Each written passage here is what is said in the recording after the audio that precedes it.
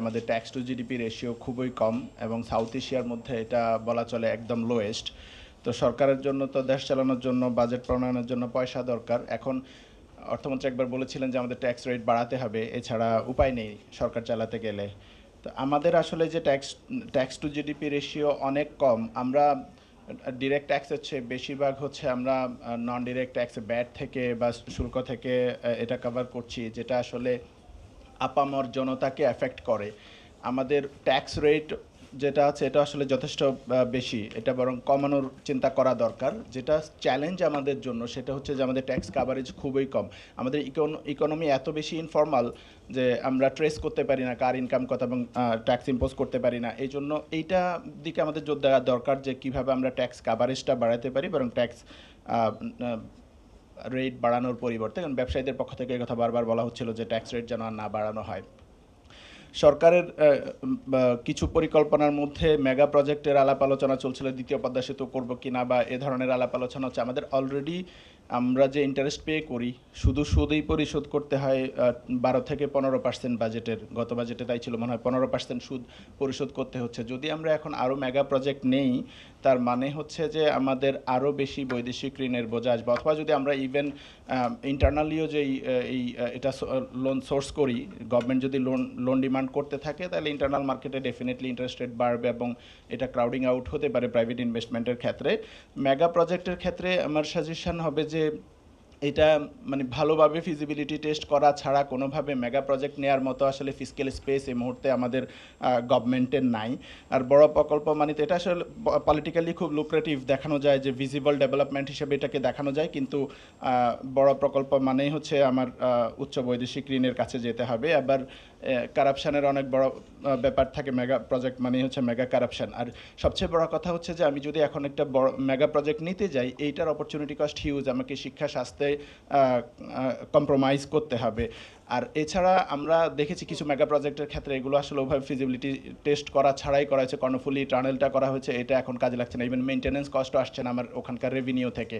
তো এ ধরনের mega project নিলে আমি মনে করি এটা আমাদের জন্য একটা বার্ডেন হয়ে যাবে ইয়ের তুলনায়। আমরা এখন যে সময়টাতে আছি, আমরা সবাই জানি ডেমোগ্রাফিক ডিভিডেন্ড নিয়ে কথা হচ্ছে, যে আমাদের এখন কর্মক্ষম জনগোষ্ঠী সবচেয়ে হাইস্ট পজিশনে আছে, 65 to 66%। এইটার এই উইন্ডোটা হয়তো আমাদের 2030 বা 40 পর্যন্ত থাকবে। এরপরে যদি আমাদের এই জেনারেশনটা বৃদ্ধ হয়, তখন আমাদের ডিপেন্ডেন্ট পপুলেশন বেড়ে যাবে। তো এই সময়টা চায়না বা ভিয়েতনাম, সিঙ্গাপুর, উত্তর কোরিয়া, এই দেশগুলো এই ডেমোগ্রাফিক ডিভিডেন্ডের এই উইন্ডোটা কাজে লাগিয়ে কিন্তু মেজর ডেভেলপমেন্টের কাজটা করেছে। এখন এই জায়গায় যদি আমার এই উইন্ডোটা আমার কাজে লাগাতে হয়, আমার কর্মক্ষম জনগোষ্ঠীর অর্ধেক মানে প্রায় অর্ধেকেই হচ্ছে 15 থেকে 35 বছর বয়সী, এই জনগোষ্ঠীকে যদি আমি কাজে লাগাতে না পারি, তাহলে আসলে এই ডেমোগ্রাফিক ডিভিডেন্ডের বেনিফিটটা আমরা পাবো না, বরং কিছুদিন পরে এটা আমাদের জন্য একটা বড় বার্ডেন হয়ে যাবে। এখন এখানে আমাদের চ্যালেঞ্জেসগুলো কি কি এই ডেমোগ্রাফিক ডিভিডেন্ডটা কাজে লাগানোর ক্ষেত্রে?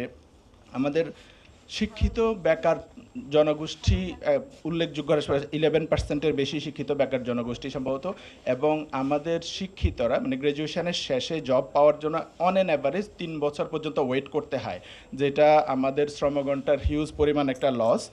এই জায়গায় আমাদেরকে নজর দেওয়া দরকার যে আমাদের যে মিসম্যাচটা, আমরা বরং বেকার ভাতা না দিয়ে কিভাবে জব দিতে পারি এটা এনশিওর করা দরকার। বেকার ভাতা উল্টো আরও আমাদেরকে এনকারেজ করতে পারে আরও কিছুদিন বেকার বসে থাকার জন্য।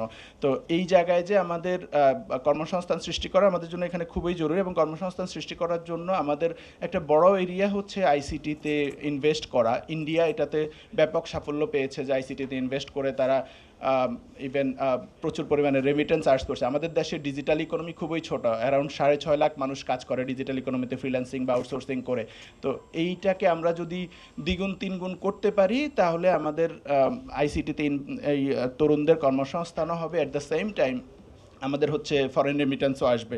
আমাদের তরুণরা এখন যারা 6.5 লাখ যারা কাজ করছে এই আইসিটি সেক্টরে, আউটসোর্সিং বা ফ্রিল্যান্সিং, এখানেও ভেরি লোয়ার লেভেলের পজিশনগুলোতে কাজ করছে। যদি আমরা ভালো ট্রেনিং দিই, এখান থেকে হাই লেভেলের আইসিটি ট্রেনিং দিতে পারি, মেশিন লার্নিং বা আদার যেসব ট্রেনিং আছে সেগুলোতে আমাদের এখান থেকে ইনকাম বাড়ানোর হিউজ অপরচুনিটি আছে। আর আমাদের এডুকেশনে যেটা হয় যে আমাদের গতকাল এটা নিয়ে আলাপ হচ্ছিল যে আমাদের হিউজ মিস ম্যাচ, আমাদের গ্রাজুয়েট হচ্ছে কিন্তু আবার জব মার্কেটে গিয়ে ম্যাচ করছে না, ফিজিক্সে পড়ে ব্যাংকে চাকরি করতেছে, বিজনেসে পড়ে অফিসার হচ্ছে। আমাদের যে এডুকেশন এবং জব মার্কেটের মধ্যে মিস ম্যাচটা, এইটা নিয়ে চিন্তা করা দরকার সিরিয়াসলি, যে আমাদের এডুকেশনের সাথে সাথে জব মার্কেটের রিলেভেন্ট স্কিল ডেভেলপমেন্টটা এটা ইম্পর্টেন্ট। ইভেন আমরা যে জনশক্তি রপ্তানি করছি, আমাদের বড় শ্রমবাজার হচ্ছে মিডল ইস্টে আমাদের যে শ্রমবাজার, সেখানে আমাদের যে শ্রমিকরা যাচ্ছে, 1 মিনিট। জি শেষ করছি, আমাদের যে শ্রমিকরা যাচ্ছে সেখানে আমরা যদি স্কিল দিয়ে এই স্কিল সহ পাঠাতে পারতাম, এটা নিয়ে অনেক কথা হয়, কিন্তু একটা ইম্পর্টেন্ট স্কিল, জাস্ট সিম্পল একটা স্কিল আমরা যদি ল্যাঙ্গুয়েজ স্কিলটাও দিয়ে পাঠাতে পারতাম, অ্যারাবিক এবং ইংলিশ ল্যাঙ্গুয়েজটা যদি শিখায় পাঠাতে পারতাম, তাহলে ওরা এখন যা ইনকাম করে তার ডাবল ইনকাম করতে পারতো। শুধু অ্যারাবিক জানলেই মিডল ইস্টের কান্ট্রিগুলোতে আমাদের বিশাল শ্রমবাজার, অনেক মানে বেশি রেমিটেন্স আমরা আর্ন করতে পারতাম, কিন্তু আজকাল অ্যারাবিক শিখাতে বললে অনেকের আবার অ্যালার্জি শুরু হয়। এই জায়গাগুলোতে আমাদের ফোকাস করা দরকার। এবং সর্বশেষ আমি বলতে চাই, হেলথ অ্যান্ড এডুকেশনে আমাদের এই ডেমোগ্রাফিক ডিভিডেন্ড উইন্ডোটা কাজে লাগাতে হেলথ অ্যান্ড এডুকেশনে ইনভেস্ট করা দরকার, কিন্তু at the same time health and এডুকেশনের কোন কোন জায়গায় আমি ইনভেস্ট করব এই জিনিসটা আইডেন্টিফাই করা জরুরি। যদি এরকম হয় যে মাঝে মাঝে এরকম শোনা যায় যে আমি হেলথে ইনভেস্ট করতে বলেছি, তারপরে ওই যে গ্রামের একটা বা লোকাল উপজেলার একটা হসপিটালে অনেক ইকুইপমেন্ট কিনে রেখে দেওয়া হয়েছে, 4-5 বছর 10 বছর ওই ইকুইপমেন্ট থেকে নষ্ট হয়ে গেছে, কারণ ওই ইকুইপমেন্ট চালানোর মতো কোনো মানুষ সেখানে নাই। তো আমি যদি এভাবে ইনফ্রাস্ট্রাকচার ইনভেস্ট করি যে জিনিসটা আসলে ট্রান্সলেট হচ্ছে না আমার আউটকামে, তাহলে এটা বরং আরও লস হচ্ছে। তো এইটাই স্পেসিফিক করা দরকার, কোথায় কিভাবে ইনভেস্ট করলে আমি বেস্ট আউটকামটা পাবো হেলথ অ্যান্ড এডুকেশনে, তাহলে আমরা আশা করি আমাদের এই ডেমোগ্রাফিক ডিভিডেন্ড কাজে লাগাতে পারবো। Thank you. ধন্যবাদ।